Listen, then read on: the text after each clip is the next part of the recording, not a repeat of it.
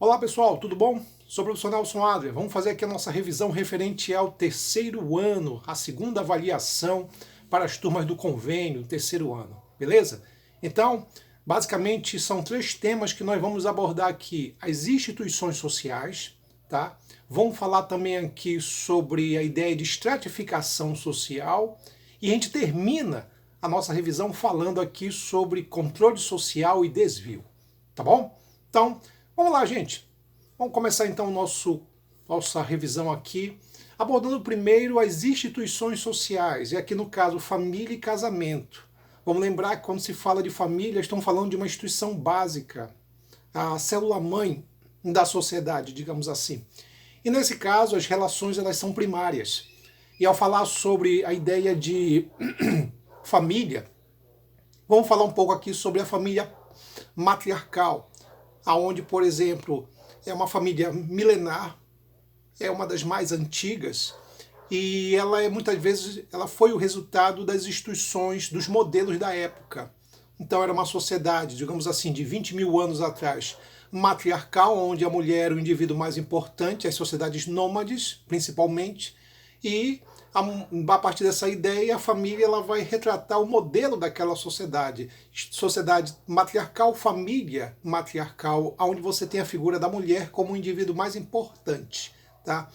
Essa família, então, ela tende a ser substituída, ou essa sociedade ela vai passar por uma transformação, negócio de 8 mil anos atrás, quando você vai ter a ideia da família patriarcal, que vem de pátria familiar, é pai de família, chefe de família, a ideia de que o homem é o indivíduo mais importante. E é essa família, é essa estrutura que você estuda muito nos livros de história, como professor de história, porque estamos falando de um modelo onde a mulher ela é submissa, né? Vamos lembrar aqui que na Grécia Antiga, em Atenas, né, a mulher era praticamente uma propriedade do homem, né? A ideia de que os grupos sociais, a sociedade de uma maneira geral, tende a olhar a mulher como uma maneira bastante inferior, digamos assim.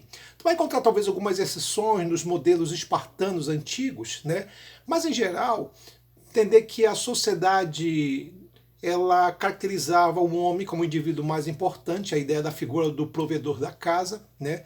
Uma estrutura conservadora, tradicional e muito ligado à violência sobre os filhos e a mulher. Tá? Então nós estamos falando de um modelo patriarcal, né? Nesse sentido. Um modelo machista, sexista, autoritário, violento, tem tudo isso e muito antigo. É bom destacar também, gente, que existem outras formas de família. Vamos destacar aqui um modelo que é chamado que a família extensa, que é aquela família dos bisavós de vocês, dos avós de vocês. Era aquela família muito ligada à área rural, ao campo, né? Aonde você tinha muitos filhos. E era preciso ter muitos filhos na área rural para ter muita gente para o quê? Para trabalhar na terra. Então, era uma estratégia. Não era só aquela coisa assim, o pessoal fazia muito filho porque não tinha televisão nem internet. Não, não era por isso. É porque era preciso ter muitos filhos mesmo para poder ter muita gente para trabalhar na terra. Tinha muito essa situação. E é chamada de família extensa. Muitos filhos, muitos parentes, família realmente muito grande. Quando você verifica, então, a modernidade, o modelo mais moderno, urbano, capitalista, nós vamos para o quê? Uma transformação. E essa transformação vai dar o que a gente pode chamar o nome de família nuclear. Nelson, por que nuclear? Núcleo, pequeno. Então a ideia, por exemplo, de uma família menor, né, poucos filhos, poucos parentes também.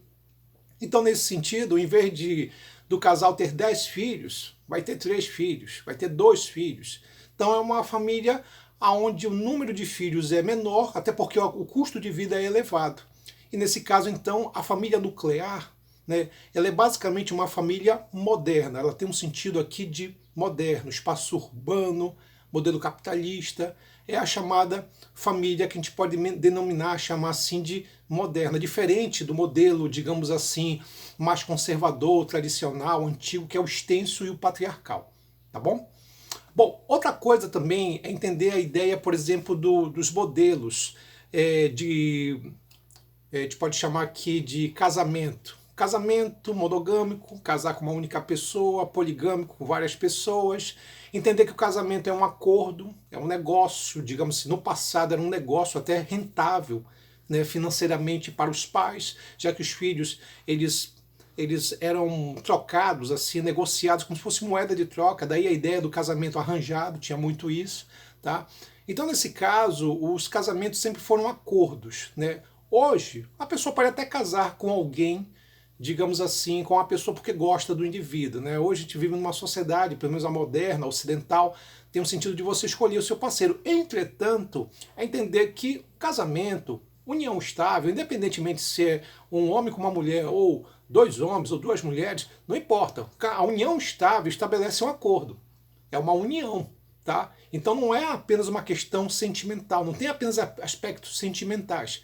Tem aspecto de caráter econômico, material. Tanto é que você vai verificar que a luta do movimento gay, o movimento LGBT, em favor da união estável gay, tem a ver não por uma questão do sentimento, não por uma questão religiosa, mas por uma questão econômica, a divisão de bens. Porque a partir do momento que duas pessoas do mesmo sexo, elas na verdade estão juntas, ela compreende, na verdade, uma união estável. Se um dos parceiros morre, o outro tem o direito de assumir a produção, o modelo, a herança econômica e material. Isso é até uma segurança, até mesmo para os próprios filhos. Então, é muito nesse sentido. Então, a gente vai falar que casamento tem a ver muito com a questão econômica e material? Sim, e ainda é isso muito importante, né? Alguns chamam de união estável, mas em geral é um acordo também, né? Tem a questão sentimental de eu casar com alguém porque eu gosto da pessoa na atualidade, mas existe uma questão econômica também nesse sentido. Então, ao falar, por exemplo, do tema das instituições sociais, nós temos esse tópico. É claro que existe a modernidade. Na modernidade, no atual, a partir de meados do século XX, nós teremos o fenômeno chamado de a gente pode chamar aqui de crise do modelo patriarcal. O que é isso? A família patriarcal passa por uma crise, por um questionamento. Então, aqueles valores tradicionais do passado vão sendo questionados por uma nova geração. Isso começa lá na década de 60 do século passado, chamado de movimento de contracultura. É daí que vem a terceira geração do movimento feminista, por exemplo, movimento gay, na época chamado movimento gay, e é um questionamento aos valores tradicionais patriarcais. E aí você vai ter o quê? Mudanças, como por exemplo a mulher entrando no mercado de trabalho, a autonomia da mulher nesse sentido, a independência econômica, material da mulher. Então, nesse aspecto, há uma modificação. A mulher muda tudo, cara. Muda tudo, muda todos os modelos sociais que a gente possa imaginar. E nesse sentido aí, você vai ter o que é chamado, hoje é um fenômeno muito conhecido, chamado de nuclearização da família. A nuclearização da família é um modelo cultural novo, diferente. Muito diferente do patriarcal ou do modelo da família extensa. É uma família menor, poucos filhos, né? Você vai ter a figura da geração canguru, que é uma geração de filhos que cada vez mais demora para sair da casa dos pais. Tu tem, por exemplo, o aumento do divórcio, né? É uma outra característica, né? Ou uma outra coisa que a gente pode mencionar são o que é chamado de mãe solo. Antigamente era chamado de mãe solteira. Hoje o termo é mãe solo, que é aquelas mulheres que elas são chefes de famílias. Hoje no Brasil isso é um número muito grande, né, que vive nessa condição, nessa situação.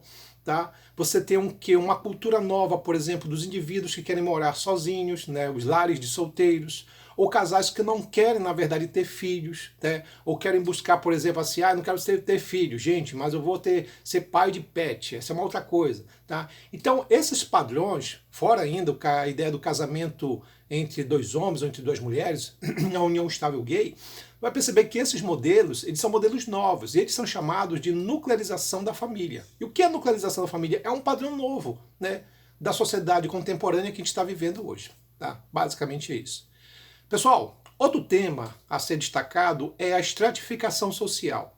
O que é estratificar? É diferenciar. Sociedades estratificadas, elas são de sociedades diferentes, do ponto de vista econômico, político, social, cultural, de uma maneira geral. Agora, é claro, quando essas diferenças são muito grandes, gritantes, elas, além de serem diferentes, elas se tornam também desiguais.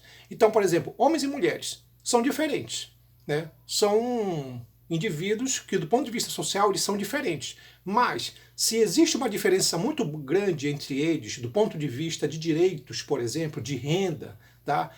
Provavelmente, além da ideia da diferença, eles vão ser também desiguais. Tá? O que acontece? Então, numa sociedade patriarcal, machista, homens e mulheres não são apenas diferentes, eles também são desiguais. Né? Há uma desigualdade, okay, maior em termos de renda, de reconhecimento de leis em relação às mulheres, tá? Então você vai ter, na verdade, uma exclusão nesse sentido que a gente pode considerar, tá?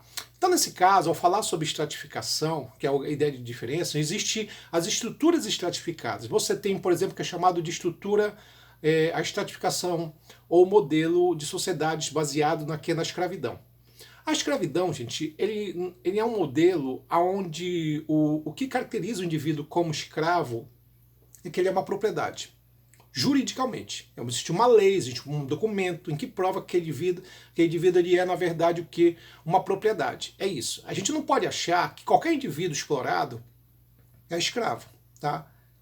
Por isso que, na atualidade, o termo correto, né, que se deve usar na atualidade, que a gente fala assim, olha, um fazendeiro encontrou ali um grupo de pessoas fazendo uma atividade em péssimas condições, tá? Ah, trabalho escravo. Não, é trabalho análogo à escravidão, tá? Por quê? Porque, na verdade, o trabalho escravo acabou aqui no Brasil no final do século XIX, em que o indivíduo era uma propriedade, tá? Então, não posso entender, na verdade, essa relação como trabalho escravo, é trabalho análogo à escravidão, visto que o conceito de trabalho escravo é o indivíduo é uma propriedade. Ah, mas não é só o indivíduo ser explorado? Claro que não, porque se eu usar o critério de que só a exploração é o que define, por exemplo, o trabalho escravo, então o cara lá, o servo lá na Idade Média era escravo também. Mas eu não posso dizer isso por quê? Porque o servo não era uma propriedade, tá bom? Então esse aspecto é importante. Outra coisa, gente, é a estrutura de castas.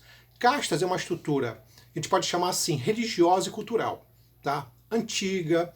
Os indivíduos eles estão numa situação por uma questão hereditária, né, cultural. O indivíduo está naquela condição porque é a vontade dos deuses, não tem muito isso, né? Então é uma questão cultural e religiosa. Não é renda que define a posição do indivíduo. Então não existe mobilidade, subida ou descida. Né? O indivíduo, na verdade, está naquela posição e vai ficar ali pelo resto da vida. Por isso que é uma estrutura fechada. Eu disse para vocês sobre a estrutura de castas na Índia, que é a mais conhecida.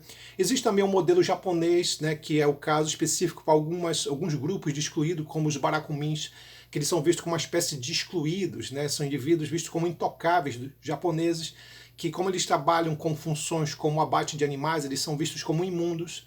Na castas dos Dalits, na Índia, você tem uma ideia parecida, que tem um sentido também cultural e religioso, destacando que o Estado japonês e o Estado indiano não entende ou não considera a estrutura de castas. Isso aqui é um modelo religioso, que está ali no subterrâneo. Mas o modelo social, né, o Estado político como da Índia, que é a maior democracia do mundo, com mais de 1 bilhão de pessoas, não considera a estrutura de castas. Então a estrutura de castas é um modelo fechado, né, religioso, cultural, né, tem a ideia da endogamia. A endogamia é uma regra de que membros de uma casta só podem casar com membros da mesma casta. Então, por exemplo, é proibido um membro de uma casta superior casar com um membro de uma casta inferior. Aí o nome que se fala para isso é endogamia, tá bom? Outra estrutura, gente, são os estamentos. Estamentos são modelos, na verdade, o que ligado à Idade Média, tá? Modelo feudal. Então, os estamentos é o quê? Eu tenho o quê? Estrutura estamental, servos, nobres, alto clero, né? Baixo clero, são chamados de estamento, muito ligado à Idade Média, tá? E esse modelo de estamentos, é bom a gente mencionar aqui, na verdade, não é fechado, né? Em casos raríssimos, alguém de um estamento inferior, como servo, poderiam subir. Isso acontecia quando membros do estamento superior, nobreza, alto clero, nomeavam indivíduos do baixo estamento. Então isso poderia acontecer. Mas, em geral, também não era a renda que definia a posição do indivíduo. A posição do indivíduo era definida por uma questão hereditária, cultural. Aí lembra muito um pouco a castas. Tá? Só que existem algumas diferenças. Por exemplo, nos estamentos, um membro de um estamento superior poderia casar com alguém do estamento inferior. Né? O nobre que casa com a camponesa, que é daí que vem a figura, por exemplo, das histórias infantis. Isso era possível. A Igreja Católica, que era a instituição mais importante da época, ela não proibia esse tipo de união. Tá? Não havia essa proibição. Então, a endogamia, que era uma coisa comum nas castas, já nos estamentos já não existia. Indivíduos de estamentos superiores e inferiores poderiam casar sem nenhum problema. Só que era uma sociedade onde o que definia a posição do indivíduo era a questão hereditária, a herança, né, o modelo hereditário. Tá? Então não existia, por exemplo, a questão de renda propriamente. Aliás, até uma coisa meio estranha, porque naquela época os indivíduos que tinham muita renda eram até discriminados, porque havia uma virtude de que o bom indivíduo, ou o bom cristão, era aquele indivíduo que não tinha muita grana. Né? A ideia de que a pobreza era uma coisa valorizada. Existe, gente, o que é chamado de mobilidade, chamado de vertical, mobilidade para cima ou para baixo, vertical, tá? Isso existia nos estamentos, tá? Isso não acontece nas castas, mas isso acontece muito na estrutura de classe. A estrutura de classe é uma estrutura aberta. Então, a estrutura de classe é o modelo capitalista que a gente conhece aqui, onde a posição da pessoa vai definir muito a partir da renda, modelo de renda. Então é isso. A renda vai definir tudo, tá? Então é daí que você vai ter o quê? Classe A, classe B, classe C, classe D, classe E. Né? E a ideia de mobilidade vertical, subida ou descida, tem a ver com o quê? Com renda. Tá? Subi, aumentou minha renda. Desci, diminuiu minha renda. É isso. Então isso é chamado de classes, estrutura de classes, é uma estrutura aberta. Tá? Existe a mobilidade horizontal, que é quando a pessoa se desloca dentro da sua própria classe. Né? Ele se desloca. Então, na classe C, que é a classe média, existe classe média média e classe média baixa. Então o indivíduo vai se deslocando da classe média média para a classe média baixa e vice-versa, mas continua na classe C. Então a ideia de mobilidade social horizontal é quando a pessoa ela continua dentro da própria classe. Ela pode até ter um deslocamento, mas dentro da sua própria classe, visto que nessas classes existe subclasse. Né? Então é isso, classe média média, classe média baixa, classe média alta e assim vai. Tá? Bom, além disso, gente, existe o conceito de despossessão. A ideia da despossessão, e uma coisa que é abordado nessa ideia da despossessão, é a ideia da despossessão enquanto a ideia de exclusão, desigualdade. É isso. E existe a despossessão psicológica e a política.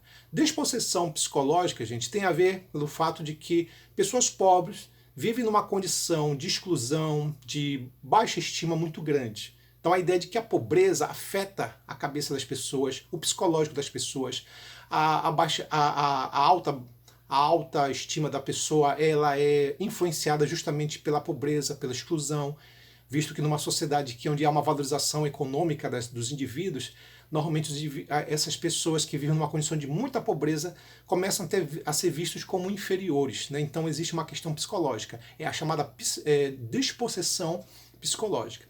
Existe também a despossessão, que ela é chamada de política, que é o fato de que os cargos políticos de uma sociedade, que são os cargos mais privilegiados, normalmente estão concentrados entre aquelas classes mais favorecidas. Normalmente está falando de homens, de uma origem rica, brancos.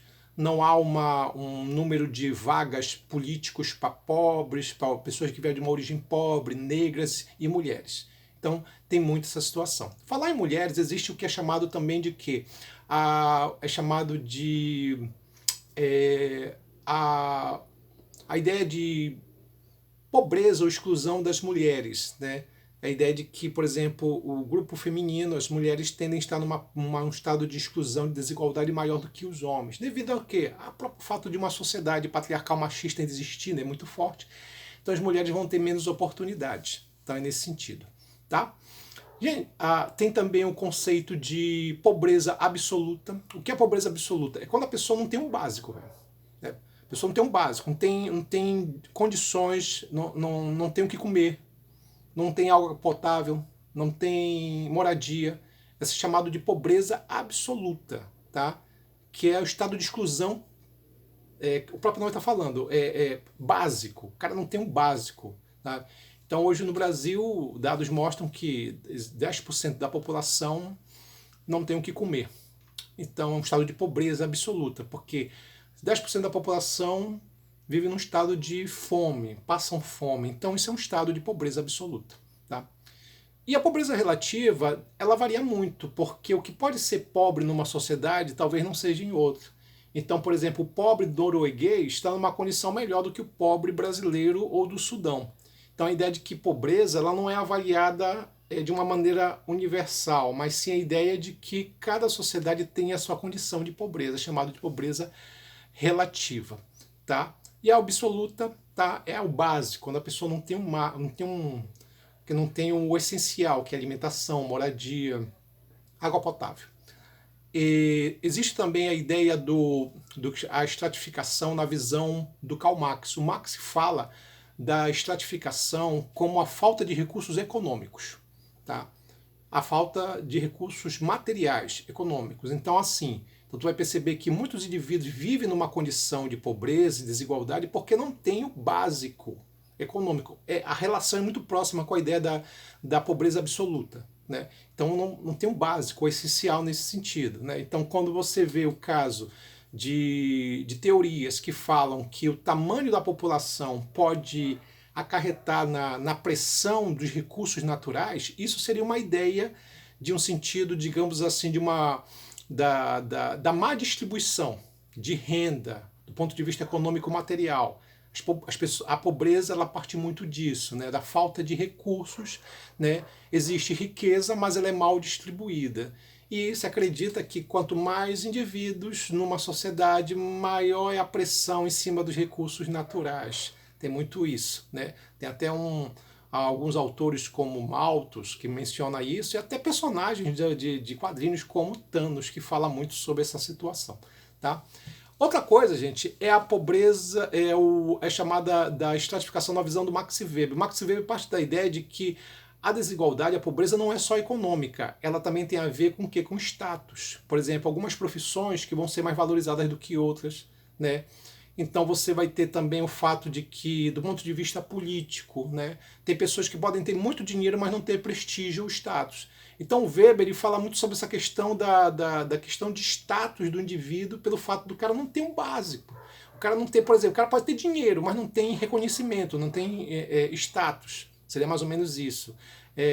Então, por exemplo, é uma coisa muito comum entre o novo rico ou o emergente, né? Ele fala muito sobre essa situação. Tá? Então, riqueza não é sinal propriamente de prestígio, ele menciona muito essa coisa. E o fato de que tu vai encontrar alguns profissionais que são mais valorizados do que outros.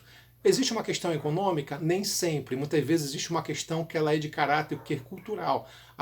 Pô, o cara é advogado, não ganha tão bem quanto, por exemplo, um engenheiro, mas como é advogado tem status, tá entendendo? E mais status do que os engenheiros. Na nossa sociedade tem muito isso. Professor é uma profissão importante pra caramba, mas é valorizado? Não. Então, nesse caso, outros profissionais vão ter o que? Uma valorização. Então, tem uma questão do status. É isso que o Max Weber menciona nesse sentido. Tá? E, por fim, gente, controle social e desvio. Basicamente assim, o desviante é uma pessoa que ela está infringindo um código moral. E o criminoso, ele infringe um código penal. É mais ou menos isso. Então, nem todo criminoso, nem todo desviante necessariamente é criminoso. Tá? Tem muito isso. Tráfico de drogas é crime. Usuário de drogas é desvio. Tá?